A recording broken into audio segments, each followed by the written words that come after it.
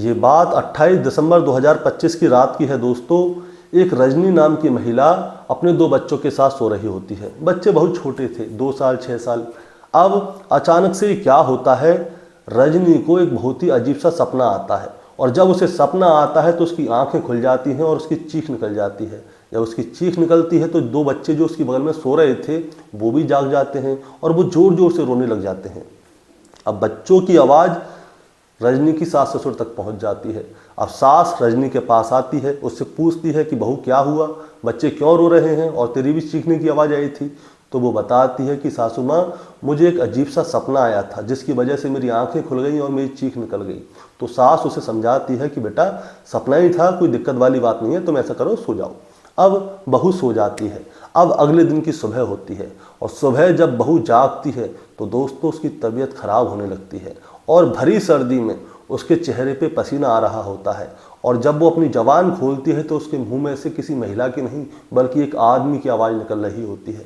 अब ये चीज़ उसकी सास देखती है, उसके पास जाती है तो वो कहती है कि मैं रजनी नहीं बल्कि मेरा नाम रविकांत है, और ऐसे कह कह के वो शोर मचा रही होती है।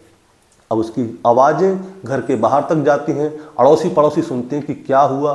तब जाके देखते हैं कि रजनी जोर जोर से चीख रही है, चिल्ला रही है और बता रही है कि मेरा नाम रविकांत है। अब उसे जैसे तैसे करके शांत किया जाता है, उससे पूछा जाता है कि क्या हुआ।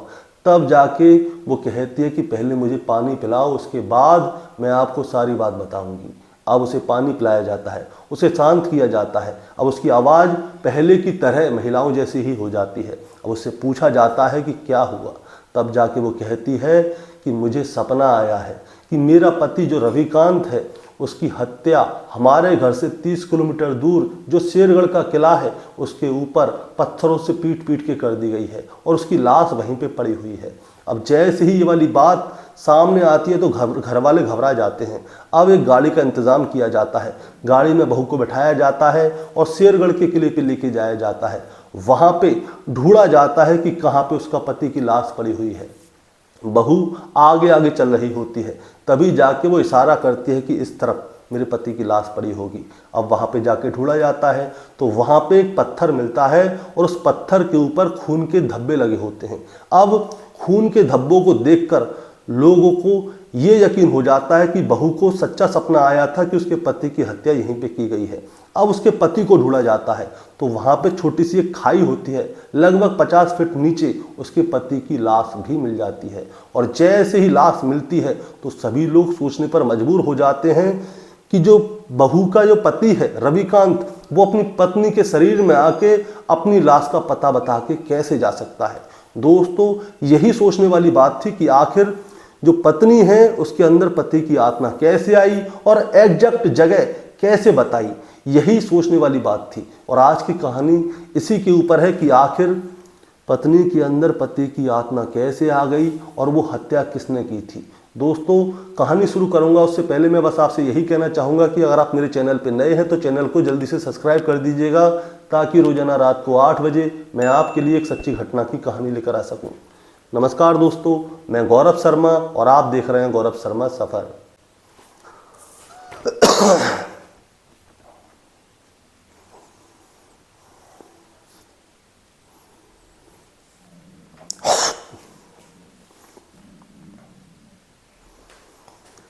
दोस्तों आज की जो सच्ची घटना मैं आपको सुनाने जा रहा हूं, ये सच्ची घटना शुरू होती है राजस्थान के धौलपुर जिले से।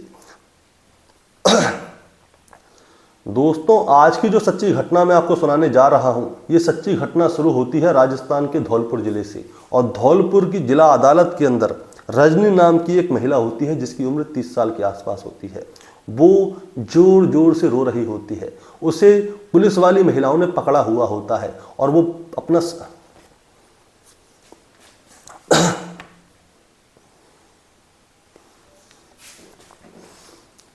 दोस्तों आज की जो सच्ची घटना मैं आपको सुनाने जा रहा हूं, ये सच्ची घटना शुरू होती है राजस्थान प्रदेश के धौलपुर जिले से। और धौलपुर जिले की जिला अदालत के अंदर एक महिला होती है जिसका नाम है रजनी, जिसकी उम्र 30 साल के आसपास होती है। वो दोस्तों आज की जो सच्ची घटना मैं आपको सुनाने जा रहा हूं, ये सच्ची घटना शुरू होती है राजस्थान प्रदेश के धौलपुर जिले से। और धौलपुर की जिला अदालत के अंदर एक महिला होती है जिसका नाम रजनी होता है, जिसकी उम्र 30 साल के आसपास होती है। उसे पुलिस वाले पकड़ के अपने साथ ले जा रहे होते हैं और वो बहुत बुरी बुरी तरह से रो रही होती है। वो जज साहब के सामने मिन्नतें कर रही होती है कि उसे अपने बच्चों से मिलना है। उसकी एक बेटी है जिसकी उम्र है 3 साल।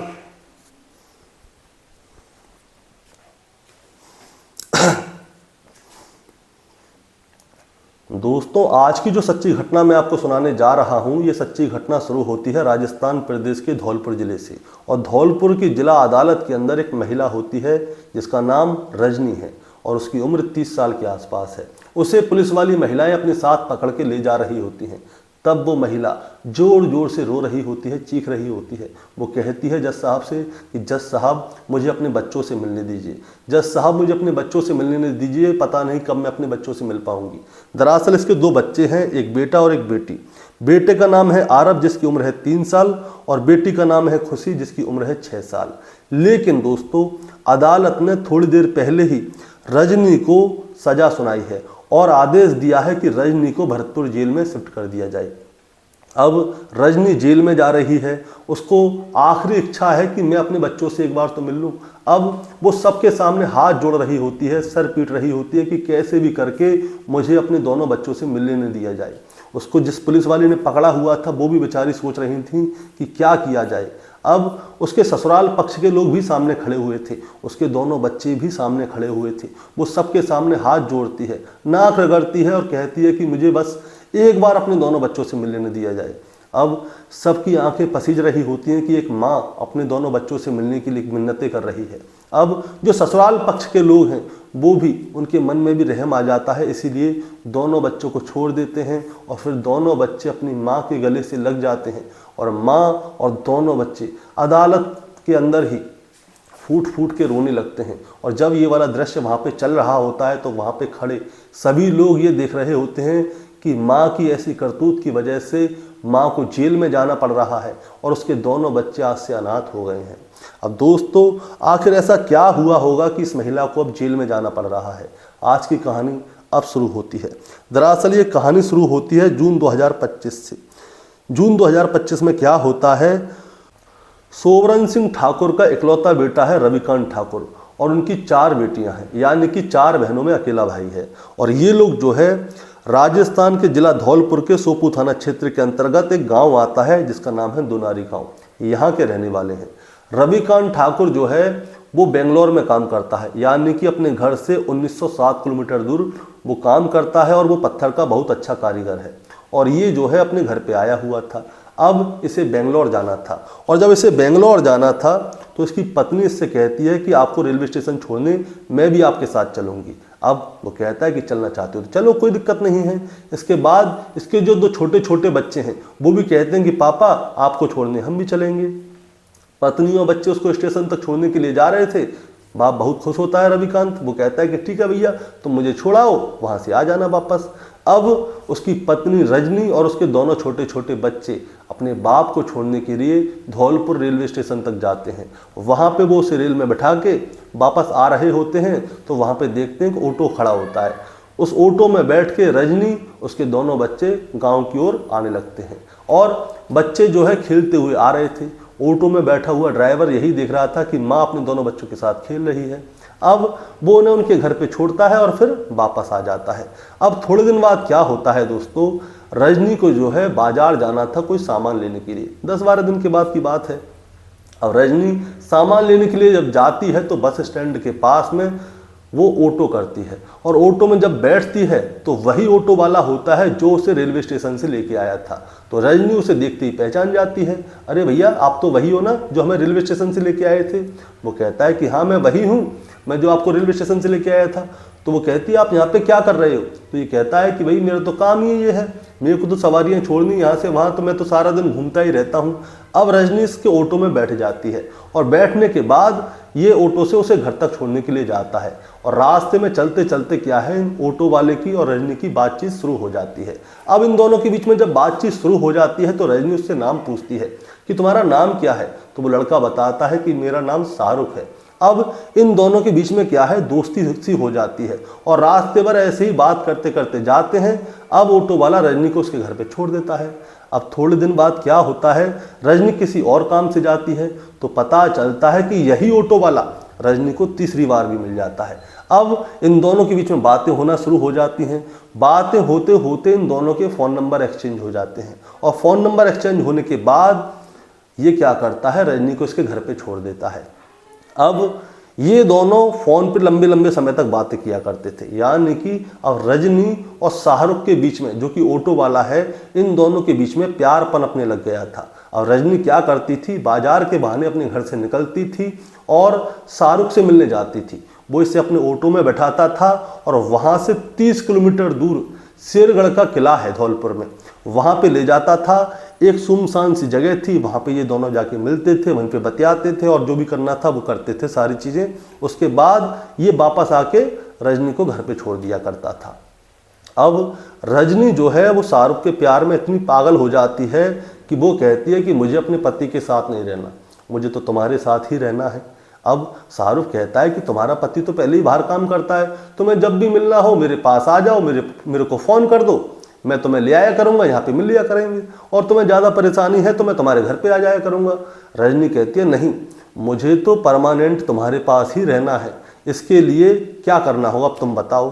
तो शाहरुख कहता है कि क्या करना होगा, तुम अपने पति को छोड़ दो। तो वो कहती है मैं पति को कैसे छोड़ दूँ, मेरे घर वाले मेरे को पति को छोड़ने नहीं देंगे। इसीलिए क्या होता है, रजनी जो है शाहरुख से कहती है कि ऐसा करते हैं कि उसका जो पति है रविकांत, उसे रास्ते से हटा देते हैं।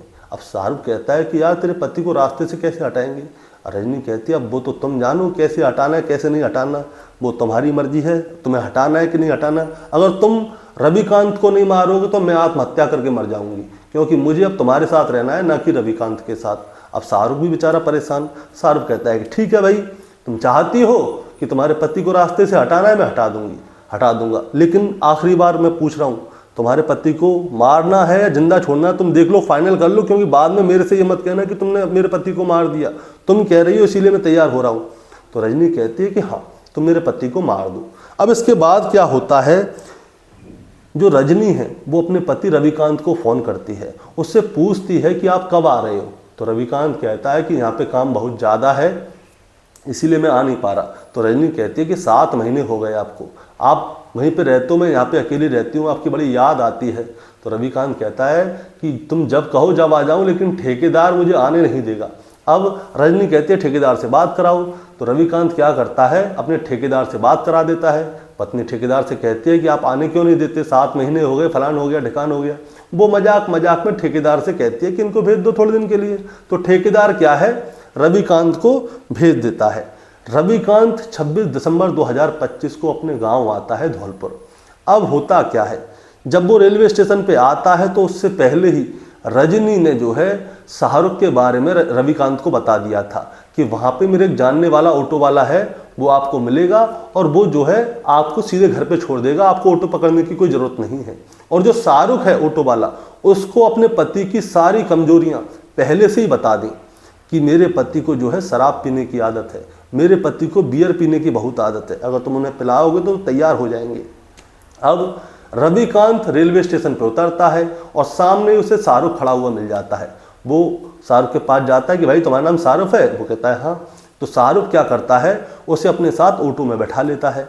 अब उसे ऑटो में बैठा के शाहरुख लेके जा रहा होता है गाँव की तरफ, लेकिन शाहरुख को पहले से ही मालूम थी कि रविकांत के शौक क्या हैं, इसीलिए वो रविकांत से बोलता है कि 2 मिनट चलें कहीं, 2 पैक मारें। तो रविकांत क्या है उसकी बातों में आ जाता है। अब इसके बाद शाहरुख क्या करता है, उसे अपने साथ शेरगढ़ के किले की तरफ लेके जाता है, और शेरगढ़ के किले की तरफ लेके जाता है तो अपने साथ शराब और बियर लेके जाता है। अब ये दोनों किले के पास में ही एक सुनसान एरिया था, वहाँ पे जाके बैठ जाते हैं और वहाँ पे जाके पैक लगाने लगते हैं। शाहरुख भी शराब पीता है और रविकांत भी शराब पीता है। शाहरुख शराब पी तो रहा था, लेकिन वो इतनी शराब पी रहा था कि उसे सब कुछ याद रहे, लेकिन वो रविकांत को क्या है ओवरडोज शराब पिला रहा था। अब इसके बाद क्या होता है दोस्तों, वो रविकांत को ओवरडोज शराब पिला देता है। अब वो कुछ करता उससे पहले क्या होता है, लोग आ रहे जा रहे थे वहाँ से, कभी कोई बकरी चराने वाला आ रहा है, कभी कोई ऐसे घूमने वाला आ रहा है, कोई टहलने वाला आ रहा है। तो शाहरुख जो है कुछ कर नहीं पा रहा था। वो करे तो कैसे करे, वो परेशान हो गया। शाम के 7 साढ़े 7 बज गए, लेकिन उसे मौका नहीं मिल पा रहा था कि वो रविकांत की हत्या करे। अब क्या होता है, वो रविकांत को दोबारा से ऑटो में बैठाता है और सीधे उसके गांव लेके जाता है दोनारी। अब दोनारी गांव जाता है, इसके घर पे रविकांत को छोड़ देता है। रात ज़्यादा हो जाती है, तो जो उसकी पत्नी है वो उससे कहती है कि तुम कहाँ जाओगे, रात को तुम यहीं पे सो जाओ। अब रजनी के कहने पे शाहरुख भी उनके घर पे सो जाता है। रविकांत ओवरडोज हो गई होती है शराब की, इसलिए वो भी सो जाता है। अब अगले दिन की सुबह होती है, यानी कि 27 दिसंबर 2025। 27 दिसंबर 2025 को क्या होता है, जो शाहरुख है वो जाग जाता है जल्दी और वहाँ से चला जाता है। अब शाहरुख तो चला गया, अब आती है रविकांत की बारी। रविकांत आराम से सो के उठता है। अब वो जैसे ही सो के उठता है अपने पिता के पास जाता है। लगभग 11 बजे के आसपास का समय होता है। वो अपने पिता के पास जाता है और अपने पिता से कहता है कि पापा आप ज़रा 2000 रुपये दे देंगे। तो उसका पिता उससे पूछते हैं कि भाई तुझे 2000 रुपये किस लिए चाहिए। तो वो कहता है कि मुझे बाल कटवाने हैं और कुछ कपड़े खरीदने, इसलिए मुझे 2000 रुपये की ज़रूरत है। अब मैं आपको बताना चाहूँगा दोस्तों, रविकांत जो है घर में इकलौता कमाने वाला है और वही अपने माता पिता को, अपनी पत्नी को पैसे देता है। अब जब वो अपने पिता से पैसे मांगता है तो उसके पिता उसे सीधे 2000 रुपये दे देते हैं। अब इसके बाद क्या होता है दोस्तों, रविकांत जाता है सीधे बस स्टैंड के पास और बस स्टैंड के पास जाके सीधे शाहरुख से मिलता है, क्योंकि शाहरुख ने उसे पहले ही बता रखी थी कि मैं तुम्हें बस स्टैंड के पास मिल जाऊंगा, अगर तुम्हें कल भी पैक मारनी हो तो मुझे बता देना। अब रविकांत सीधे शाहरुख के पास जाता है और उसके ऑटो में जाके बैठ जाता है। अब शाहरुख और रविकांत ये दोनों मिलके दोबारा से शेरगढ़ के किले पे जाते हैं, उसी सुनसान जगह पे जहाँ पे उन्होंने कल शराब पी थी। अब ये दोनों वहाँ पे बैठ जाते हैं और शराब पीते हैं। अब शाहरुख को फिर से ओवरडोज हो जाती है, रविकांत को फिर से ओवरडोज हो जाती है और उसे नशा बहुत ज़्यादा लग जाता है। इसके बाद में शाहरुख क्या करता है, रविकांत की पत्नी रजनी को फ़ोन मिलाता है। उससे कहता है कि देखो तुम्हारा पति ओवरडोज ले चुका है शराब की और अब उसे होश नहीं है, अब तुम क्या चाहती हो, मैं उसे मारूं या नहीं मारूं। तो रजनी कहती है कि मुझे उसकी आवाज़ें सुननी है, तुम उसे मारो क्योंकि मुझे तुम पे विश्वास नहीं है, तुम नहीं मारोगे। अब शाहरुख क्या करता है, फ़ोन को रखता है ऑन और उसके बाद में वहाँ पे जो पत्थर पड़ा हुआ होता है उसे उठाता है और रविकांत के सर में जब तक मारता है तब तक कि रविकांत मर ना जाए। और जब वो रविकांत के सर में उस पत्थर को मार रहा था तो रविकांत की चीखें निकल रही थी, कराहने की आवाज़ें निकल रही थी, लेकिन शाहरुख रुक नहीं रहा था। वो उसे तब तक मारता है जब तक कि रविकांत की चीखें निकलना बंद नहीं हो जाती, उसकी सांसें बंद नहीं हो जाती और आखिरकार रविकांत मर जाता है, उसकी सांसें थम जाती हैं और उसकी चीखने, चिल्लाने और कर्राने की आवाज़ें उसकी पत्नी रजनी घर पे बैठी हुई अपने मोबाइल में सुन रही थी। इसके बाद क्या होता है दोस्तों, शाहरुख रविकांत के दोनों पैर पकड़ता है और उसे घसीटते हुए उस खाई के पास लेके जाता है जो नज़दीक में खाई थी और उस खाई में ले जाकर उसे फेंक देता है। अब इसके बाद क्या होता है दोस्तों, लगभग 50 फुट गहरी खाई थी, वो उसमें फेंकता है और शाहरुख वहाँ से चुपचाप निकल जाता है। रजनी ये सारी बातें फ़ोन पे सुन रही होती है। इसके बाद शाहरुख क्या करता है, वहाँ से सीधे जाता है आगरा और आगरा में अपनी बहन के घर पे जाके रहने लगता है।